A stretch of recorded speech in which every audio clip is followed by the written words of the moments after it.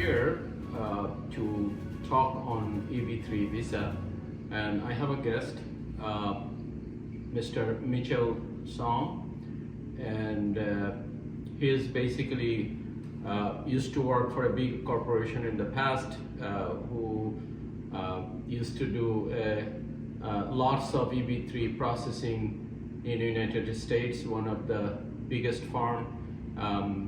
Then basically he left the farm and opened his own company. Right now I'm talking to him and he came from South Carolina to New York to our office to meet a lot of Bangladeshi people. And I'm gonna basically ask him many questions related to EB3, and let's see how the Bangladeshi people can be benefited from this program. So Mitchell, thanks for joining us. How are you doing? How's the New York City treating you? Yeah, right. Thank you for having me. Of course. So tell me that what type of job opening you have, and how the EB3 process really works.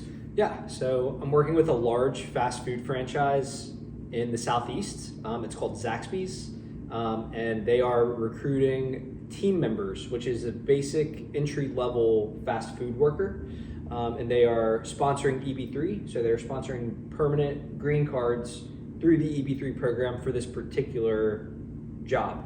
The EB3 process is great because it is a direct pathway to a green card, and so you can apply outside of the United States through what's called the consular process, or you can apply from within the United States if you're here on a valid visa status, like a student visa. The processing times are not short necessarily. It takes several years to get through the process, but ultimately the result is, a permanent green card. So far, I know that you used to work for a big corporation in the past.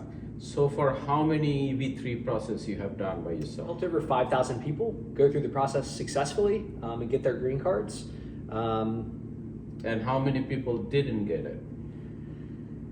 A very, very small amount. Most people will successfully go through the program. The only caveat of potentially not being able to get through the process is if you have some sort of personal disqualification to receive a green card. If you have serious criminal background, or if you've been to the United States and you have visa violations. For example, working with no work authorization. These can cause problems when you're going through a legal immigration process. And so we try to collect that information from our clients in the beginning. We won't accept clients that we don't feel confident that they can successfully get through the process. So most people will be able to successfully get through. One of the great benefits of the EB3 Unskilled program is that there's no qualifications. So anyone can apply. You just have to be willing to work in that job. The job is open for anybody. They train the workers. There's a 1 to 2 week orientation period when they start. So anyone can do this job, men, women, they will learn, how to do the job. But that's, one of the great benefits of the unskilled program. Whereas with a skilled green card, there's a lot more hoops that you have to jump through in order to prove that you have special skills or something that the American worker does not have. Yes. Also, as per my understanding, and viewers for your information, so far almost in 1 year, 1 week, there are 5 or 6 Bangladeshi people already applied for the same job he's offering, and I see the process. It's a very, very smooth process, and Mitchell is doing a wonderful job to processing very quickly. And as per my understanding that you had 100 job opening, but right now you only have 20 left. Exactly. Okay. Now, so total out of 100 job you had it, and I believe that now only 20 or so left. So, yes. And also running out of time. Yes. So as per my understanding that these jobs need to be applied by May 10th. Exactly. So tell me a little bit about the cost structure. Yeah, well, I would like to say I've tried to price myself competitively in the market compared to other service providers that are offering a similar service.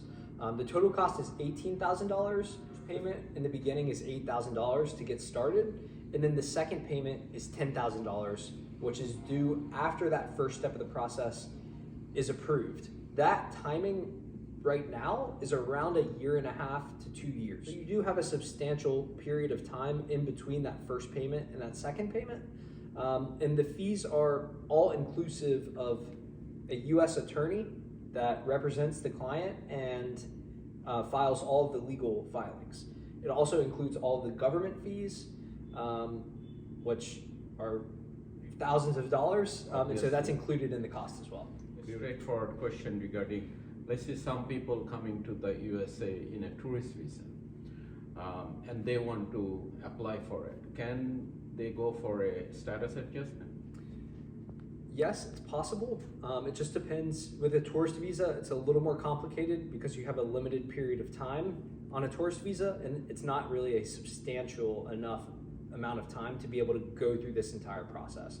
Many people will come to the US on a tourist visa and then change their non-immigrant visa status to a student, which will give them substantially more time to be able to go through the EB3 process. So yeah. So basically what I'm understanding is that they have to go through a valid stay permission through the student visa processing until the EB3 is approved. Yes, or really until the adjustment of status is filed. Yep. So that they will be able to adjust it right here. Exactly. From a very good viewers. This is very important. If you have a tourist visa and you want to come to USA, as soon as you come in, if you convert your visa to F1 visa, either you or your wife and then another person become a dependent, then in this case, as soon as your I-485 is current, then Mitchell will be able to make a status adjustment without any cost. So basically, you don't need to go back to Bangladesh and basically apply for visa, right? Exactly. Excellent. Now the second question is the people who are here as a foreign student already, and maybe they finished their graduation and they are in a work permit for 3 years if it is master's, I believe 1 year if it is undergrad. So what is the situation for those students? Yeah, so after you graduate on a F1 visa from your college, you're granted OPT, which is optional practical training. And like you said, that'll give you either 1 or 3 years if you're in a STEM degree. And you can do the EB3 process simultaneously while being on that OPT period.